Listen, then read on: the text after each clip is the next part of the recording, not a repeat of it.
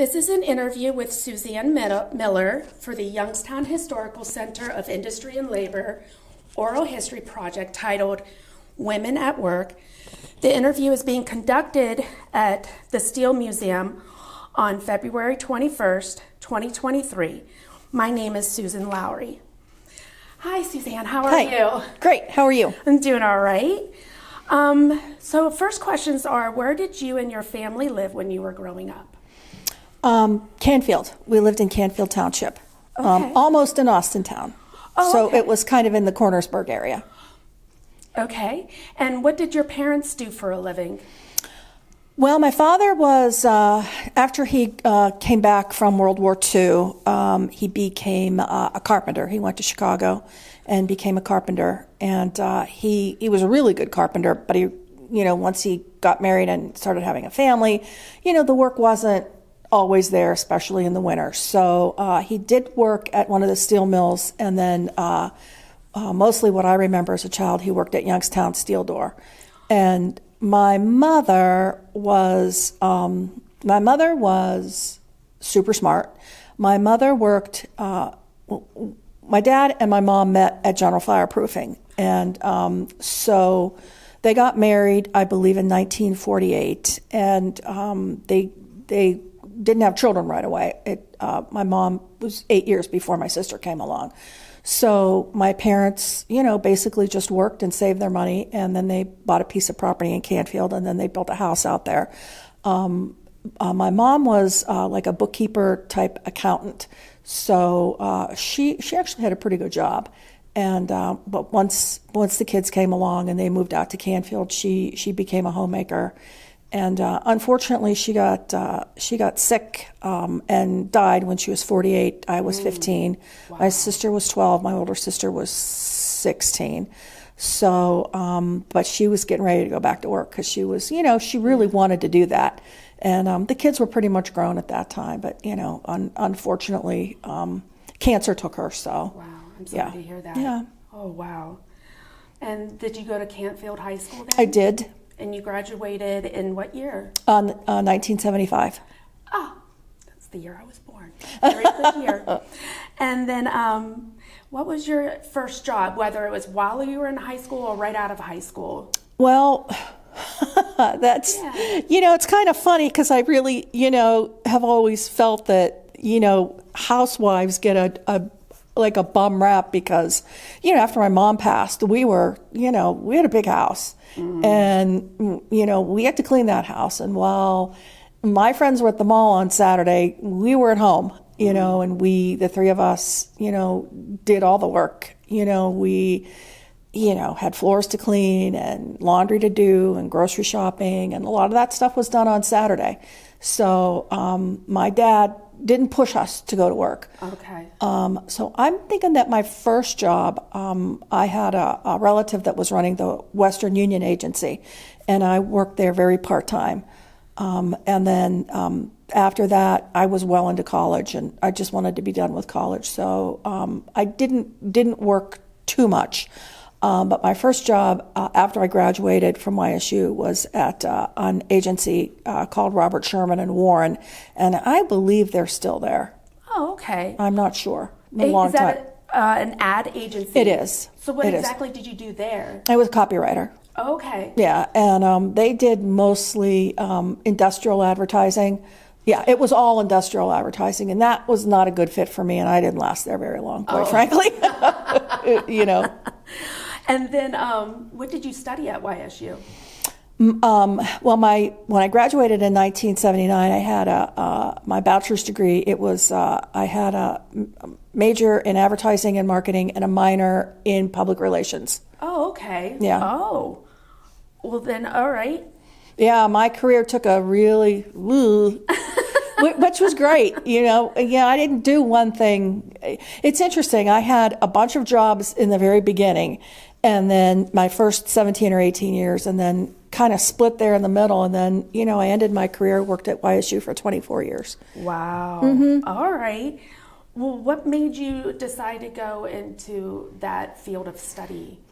Into advertising? Yeah. That in the beginning, well, in high school, I don't know, I can't speak for what happens now. I really don't. But back then, guidance counselors just to me were not very helpful, about what you want to do with the rest of your life. And I think sometimes with girls, maybe they just felt they were going to get married. Remember, this is the early 70s.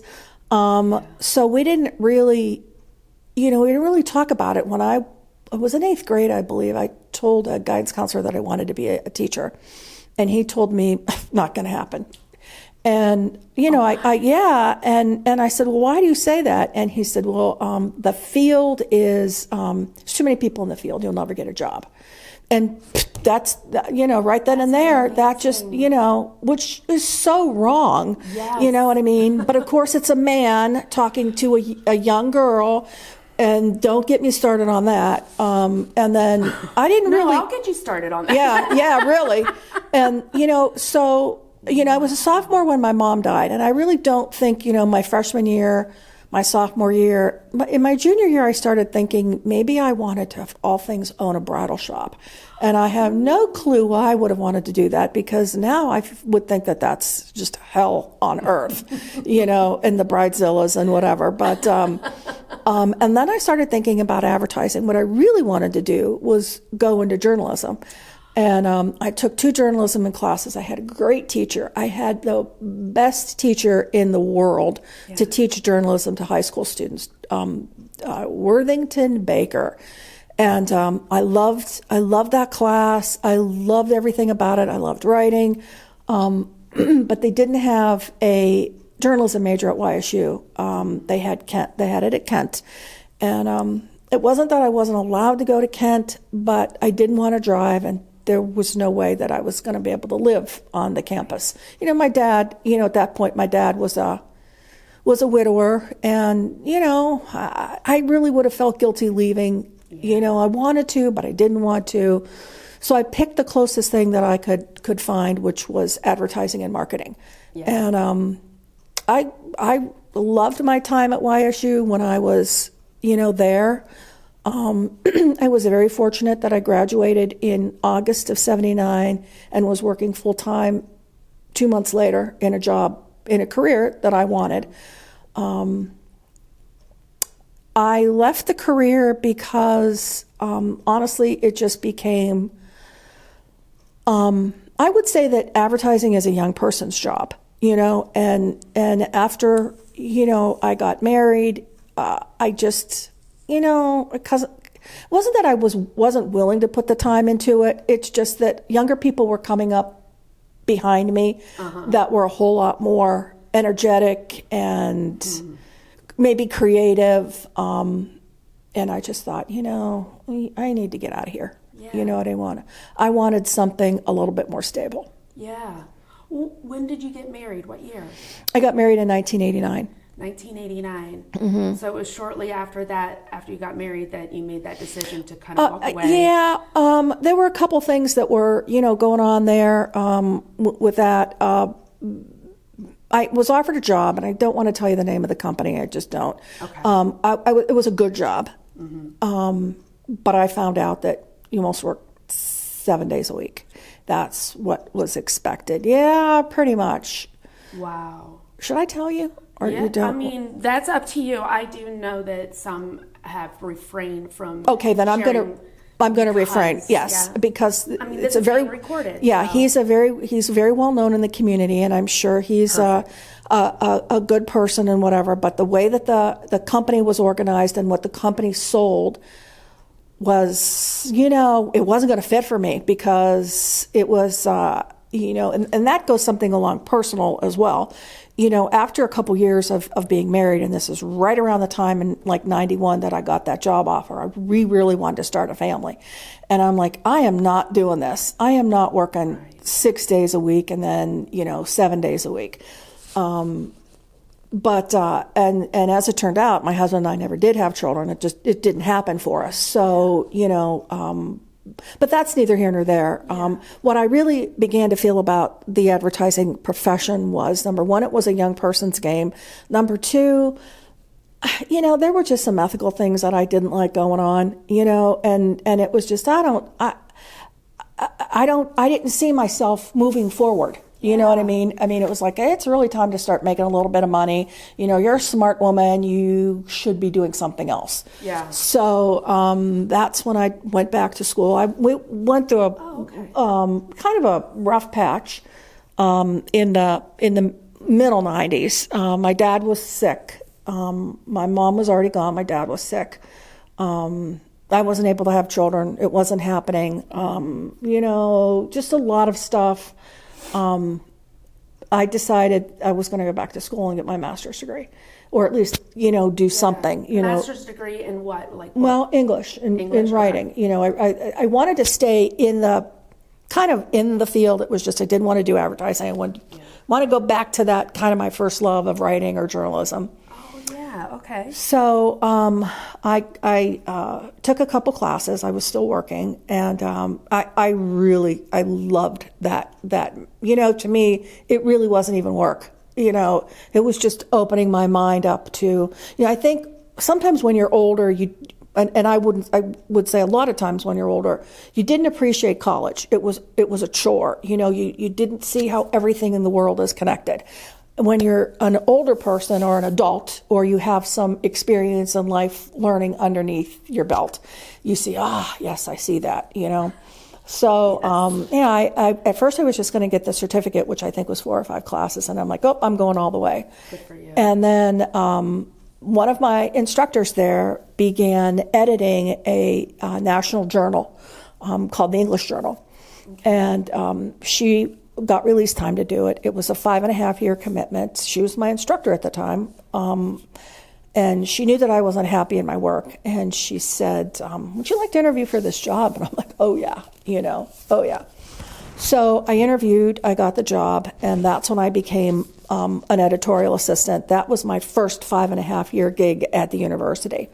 And editorial assistants do everything from, we generally proofread, and you know, proofreading is really, I find it really intense, you know, because you're looking at so many different things. You know, you're just not looking at grammar and punctuation. You're looking at errors that you don't see. For example, what is the name of Frankenstein's monster? Well, it's not Frankenstein. A lot of people would think the monster's named Frankenstein, but it's not. The doctor is Frankenstein. Yes. The monster doesn't have a name. You know, that'll trip you up. Yeah. You know what I mean? Okay. You'll assume that that's, you know, correct, and it really isn't. And somebody who teaches that book, you know, in high school or college is going to be, no, they're going to catch it right away that the monster doesn't have a name.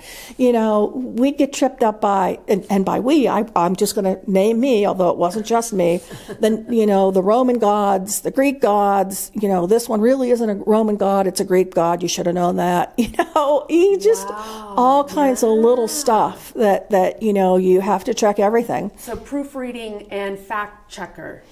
Yeah, and grammarian, and you know, everything. You know, so you would assume, and these articles were written by teachers, so they were factually they were mostly correct, but you know they make mistakes too. Yeah. You know, and yeah, it was really interesting. I loved that job. I would have still been in that job today. Yeah. You know, but she only had a limited term. And what was her name again? Dr. Virginia Monceau. Okay. And then after being on campus, I knew right away I wanted to stay on campus. You know, I mean, honestly, it's a good job. Yeah. You know, benefits are great, vacation time is great, and who doesn't want to be working with kids? Mm-hmm. So then I, in between there, I got in I believe it was 98 or 99, I earned my master's degree in English. And then I took a break of a year or two, and then I started my master's degree in counseling. So I wanted to be an academic advisor because I really liked that whole working with students. And like I said, I had such a good experience as a student at YSU. And I made some mistakes as a student that I thought, well, like my first 2 years there, I basically, went to school and went home. And then my last 2 years, I joined an organization. I wasn't like active on campus, but I met new friends. And I think when you're in a major, you know what I mean? Yeah. You are, there's something that binds you as students together, this love of this major, this, whatever. And it was great. I mean, I would tell you that those last 2 years of college were the best years of my life.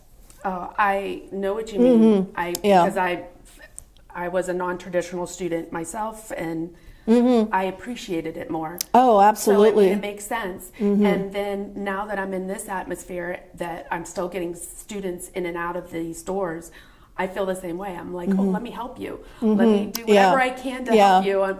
Oh, you need something found? Let me help you find it. And always keeping my ears and eyes open for them. And then we've even had, now I'm being interviewed. We had a high school student here, and it was fun having him and being able to teach him some things and try to encourage him to find what is good for him and comfortable. And it's funny, last night I was at that class I was telling you about, and my partner we started talking, and her daughter wants to be in a major that I used to advise in, and she told me it was, and I went, I said, well, that's a tough one. It's forensic science.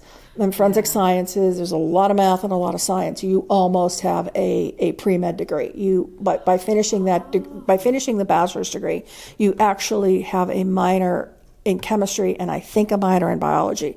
You got to go all the way up to Calc 2. It's a very rigorous program, and a lot of students think they want to get into it until they hit maybe the second science, and they're like, I don't know about this,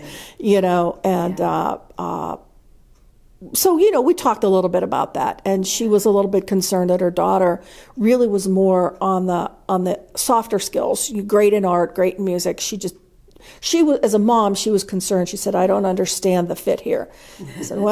I said, your daughter, is one of 8 million that is in that, position, that they maybe want something that's not the best fit for them. Plus, the other thing is a lot of students don't know what the career entails. You know what I mean? They don't know how hard it is to be a nurse. I advise nursing students, and they don't know that you're on the feet all the time. And they're not ready for death. You know what I mean? They're not, a very good friend of mine is a neonatal nurse, and her stories are brutal. I mean, they're just brutal, and I don't know how she does it. I don't know how she does it. Really, some really, tragic stuff. And she said sometimes she just goes to the labor and delivery or maternity ward just to see happy. You know what I mean? Just to see women have healthy babies, and they're loved, and they go home and, whatever. Because she doesn't get that. Wow. You know what I mean? She doesn't get that. So. Well, let's talk about the job and the conditions of the job. So, for example, like if you wanted to describe a typical day and certain challenges that you would face normally throughout the day, or maybe not even normally, just some things that just were kind of like off, But yeah, could you share some of those kind of moments? Where in any of your jobs? Yeah. Well, I think when I worked at I'm trying to think. Well, let's go back most recently, because that I can answer right away. Sure. When I worked in advising, I swear every week you'd have a problem that you'd never had before. It didn't matter whether you'd been there 1 year or 20 years. There's times change. There's always a different problem. So you may encounter an angry parent wanting to know why their son or daughter didn't get in the nursing program. That that the program was rigged, blah blah blah, and it's all based on grade point average, and I mean, it's black and white, man. I can't, if your kid didn't cut it, you know what I mean. And then I had a situation maybe with the mother coming in with every intent to yell at me, and I said, I cannot see you unless your daughter gives me permission. You want to talk about grades, I can't do it, And the daughter, she looked at the daughter, and the daughter's like, nope. And I'm stuck, and I'm waiting for an explosion. I'm waiting for the explosion because the daughter had a fair amount of D's, lived in Cleveland, came down to YSU, and I'm sure she just, was with her friends too much, partied. And so the mother sat there, and I said, you need to have a conversation with your daughter. I can't. I can't. The law tells me that I just can't. So I did advise the daughter, and what happened after that, I don't know. Yeah. You know what I mean? I mean, I can only do what I can only do. Right. We had mistakes sometimes that were made that allowed a kid to get into the program. We saw when we would do, we'd calculate the pre-nursing GPA. There might have been a mistake, a mathematical error, or a grade would have been, we didn't see a repeated grade. And I had one student come in, and I said to her, why didn't you apply to the nursing program? Your grade point average is fine. And she just started to cry. And she said, I was told I would never get in. And I know what happened, and it was a miscommunication, and I was so happy that I was able to pick up the phone and call whoever was in charge at the time in the nursing department. I said, we have a mistake here, and it's not this young lady's fault. It was an honest mistake by someone else who worked in this department, who wasn't there anymore, and she got in. Perfect. She tried to give me $50 worth of gift cards, which I, of course, told her I couldn't. I didn't want them, right. You know what I mean? And I said, she lived with her grandma, and I said, give these to your grandma, So it was good, bad, tears, laughter. You just never knew, Wow. And then, so it was the same, you never had the same day twice, Yeah. And then, you got to work with faculty, you got to work with your college administration, your dean, your associate dean. You got to work with other members of the university, other advisors. It was great. It was great. Well, that kind of segues into my next question as well, is your working relationship with your coworkers, men and women, positive and negative. Were there any experiences that stood out positively, and then maybe something negatively? Well, the times changed, and so when, for me, I felt like when I was at work at YSU, I had bosses that were women, I had bosses that were men.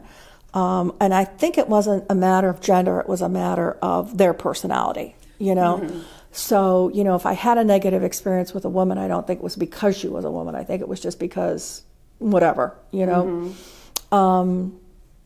I never felt that there was any sex discrimination at YSU.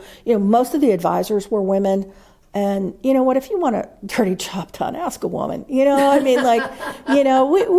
worked really hard. We dealt with parents and students, and people telling us how to do our jobs that had never done our jobs before.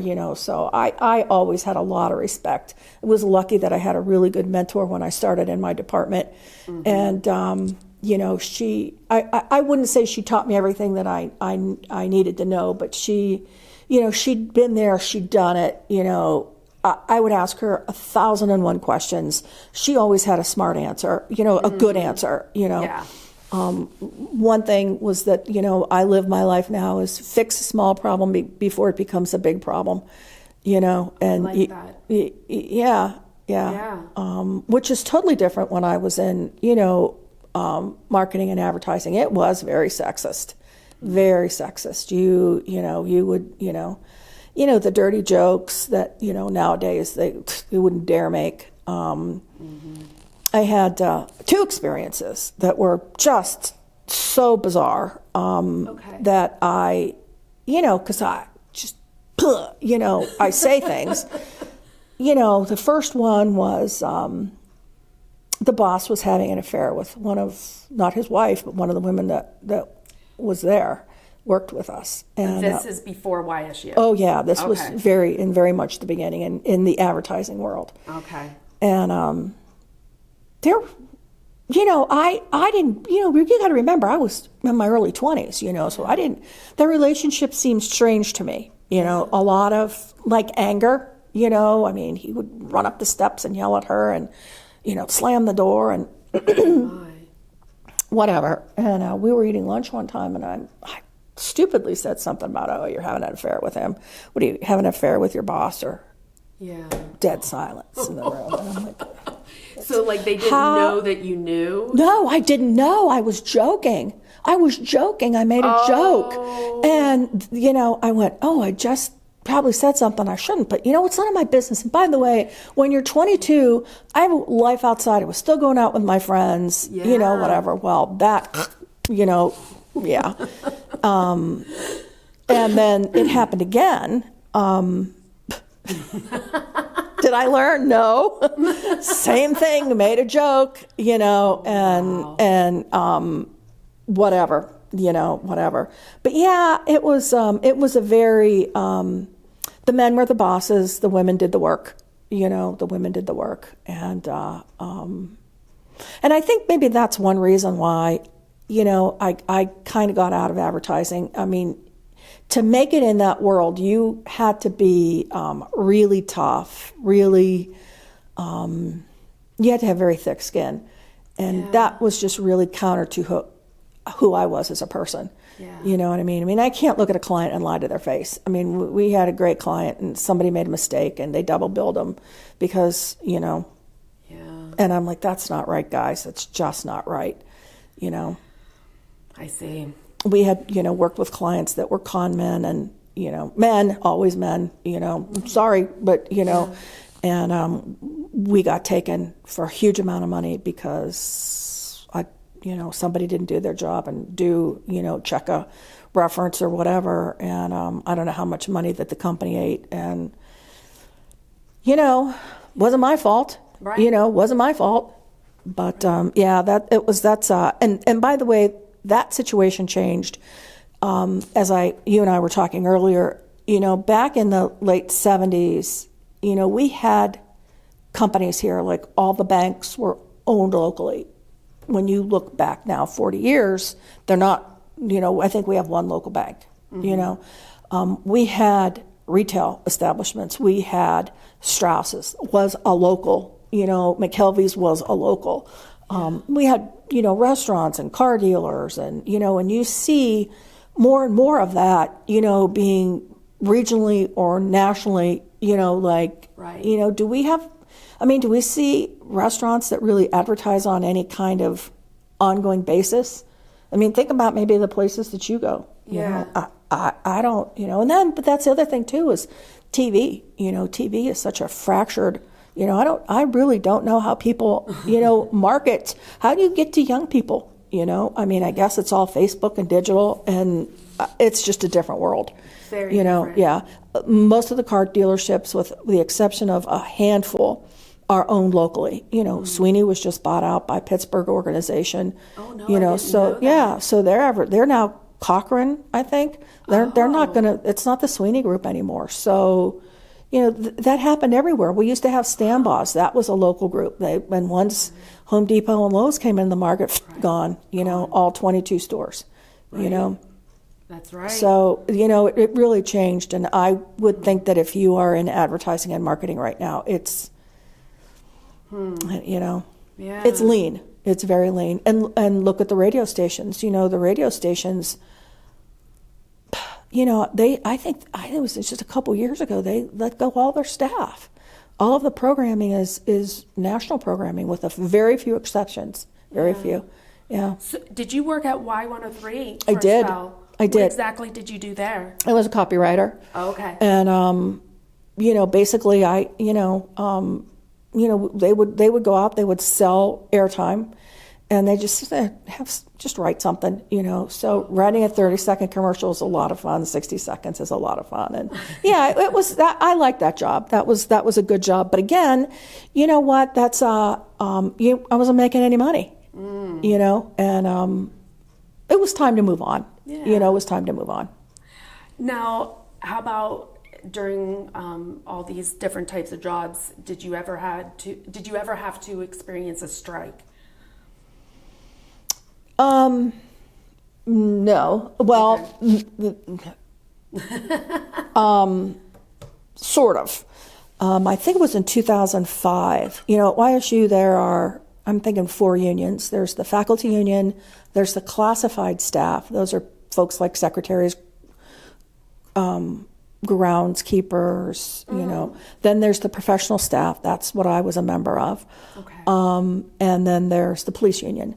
So in 2005, I believe both the faculty and the classified staff were on strike at the same time, right before school started. And I did to cross the picket line. I hated every minute of it. My father belonged to a union. I was actually union vice president twice for our union. But my contract called for it. And if we were on strike, they'd have to cross our picket line, you know, and I hate to say it, but I can't afford to lose my job. If it was my union that was on strike, that would have been a different story, but it wasn't my union on strike, and they made it kind of ugly. Oh, no. Yeah. Well, I would park on the street, and they would tell us, don't park on the street because they could damage your car. They weren't going to damage my car. I knew some of those people, and they weren't going to, you know what I mean? I wasn't, you know what I mean? I wasn't a jerk. They weren't going to hurt me. But I do remember, you know, when I did cross the picket line the one time, they were calling me a scab and whatever. And I'm like, yeah. Gotta go work. Yeah. So, Yeah. I see. And then did you have to handle any grievances, or did you put in a grievance because of any of your jobs at all? Did you ever go through anything like that? I did. Yeah. Is there anything you can share? And if you can't, that's understandable. No, it was about someone else it was about a money issue. And I don't think I want to get into it too much. Not a problem. My boss was at the time a very good man, and how do I want to say this? He took somebody under his wing, which was nice, but I deserved some money, which I never got, and that stinks. You know what I mean? And again, because I'm a good worker, I was a good worker, and I kept my mouth shut, and it was like, here, do 2 jobs for the price of 1, and I'm a little bit bitter about that, Yeah, I'm a little bit bitter about that. How about the atmosphere for women where you worked? And obviously, from the sounds of it, you were because earlier you said there was a lot of advisors that were strictly women. Mm-hmm. They still are. And still are. Mm-hmm. Okay, but the atmosphere for them, was it basically more positive for you during that time? I would say that. I think no that discrimination or anything like that. No. The thing that I would say about that is that what bothers me is that a lot of academic advisors are now being hired in at like $35,000 a year, which in my opinion is ridiculous because everybody has a master's degree, and you can put that on record. And I would say, I don't know whether that's a national thing, and maybe it is, but you know what? We do a lot of work. A lot of people think we just tell students what classes to take, and that is so. I am a therapist.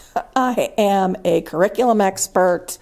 I am a recruiter. I wear many, many hats, and I should use that in the past tense because I'm retired, but it's ridiculous that they expect anybody to do that job for $35,000 a year, man or woman, you know what I mean? So that's my biggest complaint. And no, I never felt that there was a gender issue, but sometimes I thought, you know what, maybe if academic advisors were all men, they wouldn't be starting them at $35,000 a year. Interesting thought. Yeah. Can I prove it? And by the way, there are thousands and thousands and thousands of academic advisors in the United States and across the world, and maybe, it's just like elementary teachers, Teaching is interesting because, from what I understand, and I'm not a teacher, so if I'm wrong, I do apologize. You start low, but you get your steps, what I mean? And in a couple years, you're making a decent living, and I was making okay money when I left, but I had a couple of awards under my belt that I got, extra money for. And there was one year, I think it was in 2009, our union negotiated a great contract for us. And, I was bumped up rather quickly, Nice. and I hope that happens because, they've had some couple lean years there where we had about a 6-year period where in that 6 years we only had 2% raise. You don't recover from that, and then our union took a 10% pay cut. I'm thinking it was in 2020 from like July to December because of COVID. And, that's ridiculous because I'm sorry, they got all that COVID money and I don't know what they spent it on, but, and all of that really reflected into my final salary for retirement, which, oh yeah. So, yeah, but, but I always think that, I had great benefits. There are other people out there that have better benefits than YSU, but there's not many, and when you have health issues, and at this age I do, it was nice, I think I had knee replacement surgery and, I can only tell you, glad I worked at YSU then. Right. And you, with your marriage, did you having to work outside the home affect your marriage in a negative way at all, or were you guys okay? Well, we didn't have children, so that was like, what was I going to do if I didn't have kids? I mean, I hate to clean, I like to cook, but I'm like, there's only so much you can do. No, not at all. Okay. I think if we'd have had children, and like I say before, big regret that it never happened for us, but it didn't, and, you have to live with the hand that you're dealt. And, it is what it is, so. And then did you ever have to take care of your dad while you were married and going to school or working? My dad, when he got sick, he was sick for 3.5 years. Part of that time he was in a nursing home. A lot of that time he was in a nursing home.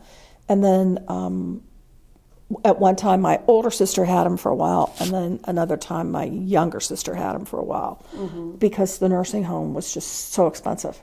You know what I mean? And he lost everything, almost everything. Yeah.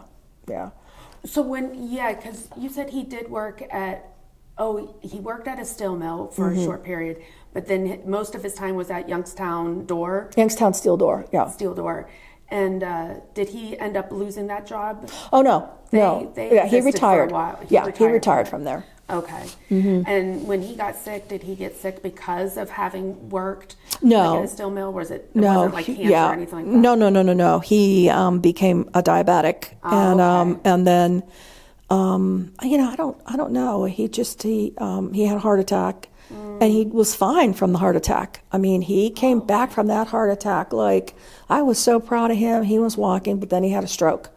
And it was the stroke that, in my opinion, that did him in. The stroke changed his personality, and he became kind of depressed. And then slowly he lost kidney function, and then he was on dialysis. And like I said, the last 3.5 years of his life, Yeah. Oh, that's hard. Okay, well,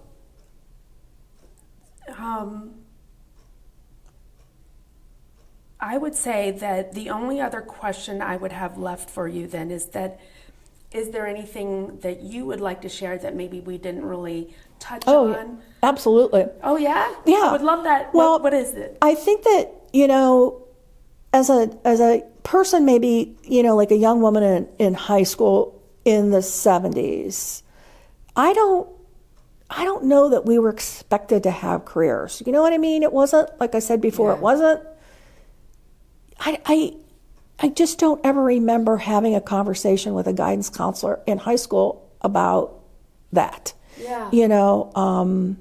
And maybe the boys did. I don't know. I wasn't in a, I was in an OAE, I don't remember what it was, but it was like secretarial stuff, because I just really wasn't interested in chemistry and whatever. So, I knew that I was going to go to college. My dad, right after my mom died, my dad said, and I'll never forget this, never. I mean, it is clear as a bell. Me and my sisters were in a car in the Kmart parking lot, and the one in Austintown. Okay. And he turned to us and he said, you girls are all going to go to college. And he said, I hope you get married. I hope you have kids. But you have to be able to take care of yourself because men die and men leave. And seared on my brain and both of my sisters' brains. So I have a sister. I'm trying to think. Among us, we have 3 bachelor's degrees, 3 master's degrees, and a law degree. So we all at least have our bachelor's degree. My one sister was a retail manager at the mall. She retired 2 years ago. My other sister's an attorney. So I'm eternally grateful for my father who had the insight to see, because he married a working woman. And I'm not dissing anybody, but my mom was smart. You know what I mean? My mom was like, and we grew up with books around the house. And to me, I don't think my parents knew how important that was. And I think they know now, you know what I mean? Because my favorite times were my mom read to us, and at some point, you have to know you have to learn how to read, and then you read to learn, you know what I mean? Yeah. So you turn that around, and I'm certainly in no position to tell parents how to raise their kids, but my God, give them the appreciation of reading, Yeah. So there was that. And then, college really, I can't say that it was more or less than what I expected. You know what I mean? We kind of went through, the process, and, now they have elaborate orientation, welcome, let's feed you. This is, whatever. Back then, you went for, half an hour and you registered for your classes, and then here you go, just start, And it's funny because now we are so concerned about the student experience that I wouldn't say that we do everything for students, but we kind of do, and back then it was like, there you go. Yeah. You learned it on your own, with curriculum sheets. And I swear to God, I always knew where that thing was. It was on green paper. I'd check off what classes I took, and I graduated in 4 years. Now I went every summer, but I couldn't wait for my life to start. You know what I mean? And I just felt that, it would start after college. Mm. And then I didn't feel that way anymore, you know what I mean? Because I was having so much fun. And when I graduated, I was, kind of depressed, kind of let down a little bit. And I did have a fair amount because remember back in 1979, the steel mills had already started to close. Yeah. And a lot of my friends from college, most of the guys left, you know what I mean? And they did well, they did well for themselves. That's good. And then just the whole, this 42-year span, that I worked. Mm-hmm. When you started, in the beginning, in the late 70s, women, you wore dresses, you wore skirts, you wore pantyhose, Yeah, I vaguely remember that, yes. Yes. I have a very dear friend of mine. She was in sales at the radio station, and she would come in every day in a suit. Say it was like a spring color. Like she had this really pretty turquoise, not a little bit lighter than that, beautiful suit, jacket, skirt, matching shoes, matching handbag. And I'm like, how do you do this? You change your handbag every night, And I mean, she'd have pink, she'd have black, she'd have, tweed, she'd have, what I mean? And she always looked super. You know what I mean? And even now, there were people at YSU, that were in the upper administration, and we would talk, and I go, oh my God, where does she get her clothes? They're so beautiful. When Dr. Anderson was president, I met her in her office one day, and she was just a lovely woman, and she had on, you can't help but notice these things. Yes. She had on, it was a jacket, it was a black and white jacket, and it was they call them like little fringes, like they call them eyelashes. Oh, okay. And I'm like, oh my God, you didn't, I wanted to ask her, where did you get that? Because you didn't buy that around here, Yeah. So to me, that's a huge change, was just what you were able to wear. And there were academic advisors that, now, you don't wear dirty clothes, but, on days that, it's really cold outside and whatever, you could wear jeans and a sweatshirt, jeans and a sweater and boots and whatever. And it's 42 years sure changed things. It definitely has evolved. So being in high school in the 90s, I took a course at high school to kind of like help develop us into adulthood afterwards. And one of the things was, when you go to have an interview, and they said, no matter what job, you're going to dress up and you're going to, go in. And so, if I'm going into a job like Burger King to get a job, I'm like dressing up because that's what I was told to do. Yeah. But now, if you're going into a type of job like that, you don't. Right. It has evolved, yeah. And I don't, I think from probably it was started to change in maybe the late 80s or the 90s, where you didn't feel like if you were in the professional world that you had to wear a skirt or a dress. I think you're right. That, you were able to wear like a nice pair of slacks and I remember one of the jobs, I had a really pretty vest and black slacks and just a blouse, but it was a pretty vest. It was, like plaid and I thought that was a professional look. And, the pantsuit thing was always a little skeevy to me, but, honestly, a nice sweater, a nice, nice top. But, so that visually is a change. But the other big change was, I think, the way that, women, where I worked, not the way women were treated, but I didn't see a lot of women in management. You know what I mean? In fact, I can't think of one woman in management in all my time. Oh. I'm thinking, because I'm going way back. There wasn't any women in management at the radio station. I mean, one. Okay. She was a sales manager, and I'm trying to go back. Other than the boss's daughter, but we won't count that because we don't want to go there. Yeah, I didn't. Interesting, yeah. Yeah, I didn't really see that. And I think that, when you're in a position, when you're in a union, and it's not that you're mouthing off to somebody, but you can honestly say, I don't think this is a good idea.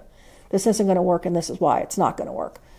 You wouldn't do that, in the late 70s or the 80s. And I always felt comfortable, maybe too much comfortable, voicing my opinion. Not trying to be negative, but just saying, we really thought this through, whatever. You knew how to choose your words wisely. Well, I didn't always, and I think I paid the price for it a couple times. But, but see, I think that, I always came from the point of what I thought was going to be best for the student. You know what I mean? And I had some disagreements with management, and I had some disagreements with things that were done. And sometimes, sometimes you win a battle and sometimes you don't. And I still do think that management, be men or women, like, here it is, just do it. You know what I mean? Whatever. And I can't work that way. You know what I mean? So I luckily, in a lot of my career, I wasn't really micromanaged because, I'm an adult, I'm smart, you don't need to do that, and whatever. But yeah, it was an interesting, I will say, when I retired, and I still feel this way, when you don't have children, I put all my efforts into me and my career. I went to conferences, I bought books on things, I was always trying to improve myself. And, so to walk away from that by choice, not that I was fired, but by choice, was hard.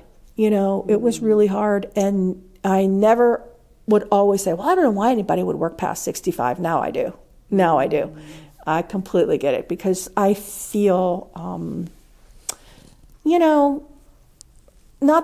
guess I still feel like I have purpose. And that's the big thing is, where's your purpose? Have you ever felt like going back to work on a part-time basis somewhere? I did teach a class, and I don't want to do that again. No. You know what I mean? Okay. No, you know what? I just feel, honestly, rightly or wrongly, I just feel like I'm too old. Yeah. You know, sometimes I'll say something to a student and they're like, what? You know, I was talking to a student, you know, in October, we had some really cold weather. And I said, oh, you know, I was really hoping we'd have a, you know, nice Indian summer. And he looked at me and he goes, I don't know what that is. Really? And, yeah. And I thought everybody knew what that meant. I'm like, okay. And that's when I thought, is that even politically correct? Is that no longer, I don't even know, you know what I mean? I mean, people say things, I'm like, I'm not really sure what that means. You know what I mean? Like, I don't, you know? Yes. Yeah, and so, you know, I feel a little bit out of place. And, you know, I mean, that's, you know, I mean, that's to be expected. I mean, it's to be expected. But, you know, I don't want to work part-time because I don't want to be committed to, like, every Tuesday and Thursday at blah, blah, blah, you know? Because if I have an opportunity to do something fun, then that's what I want to do. Okay. But, yeah, I mean, I would be open to opportunities, but, you know, see what happens when it comes. Yeah, as being gone now 9 months, I'm not sure that I want to do anything there. You know what I mean? Just because, you know, it's just time to move on. You know, and I don't. There's a new crew down there where I work, and you know what I mean. I don't want to be that person that kind of hangs around and, you know, whatever. But yeah, it was. But I mean, I left on very good terms. That's good. The second day, the day before my last day, they had a party for me, and I'm going to tell you what, it was excruciating. I cried from, you know, and there was, you know, there were circumstances that were, you know, the last episode of This Is Us, I don't want to cry, where she dies. And, oh my God. You know, it was like I couldn't get through it. But that last day, oh my God. I cried in the morning, went to work, was happy. My husband, I said, you're going to have to take me home because I don't know what kind of shape I'm going to be in. Aww. And I was real quiet. He goes, you okay? And I go, yeah, I'm okay. I was okay. So got it all out. But is your husband retired then too? No, he still teaches private music lessons. And he works a couple days a week. And yeah, I you know, he talks about really giving it up, but he's not. Is that what he did full time though? Yeah, he was music, yeah. Not at school? No, not at a school, private lessons. And he's a musician, so yeah. Wow. So when you talked about, you know, I needed to work, you know, one of us had to have the benefits and, you know, and you know, I knew right from the get-go that, and again, everybody's different. I never wanted to be like a stay-at-home mom. You know, and I thought, you know, he would be able to handle a lot of that. And, you know, my mother-in-law was still alive, and I know she would have, you know, helped a little bit. And, you know, we'd have worked it out, but it just didn't happen. Yeah. So. Well, it worked out for the best, I'm sure, right? Mm-hmm. So, it did. Yeah. It did. All right. Well, thank you very much for taking your time and sharing with us. You're welcome.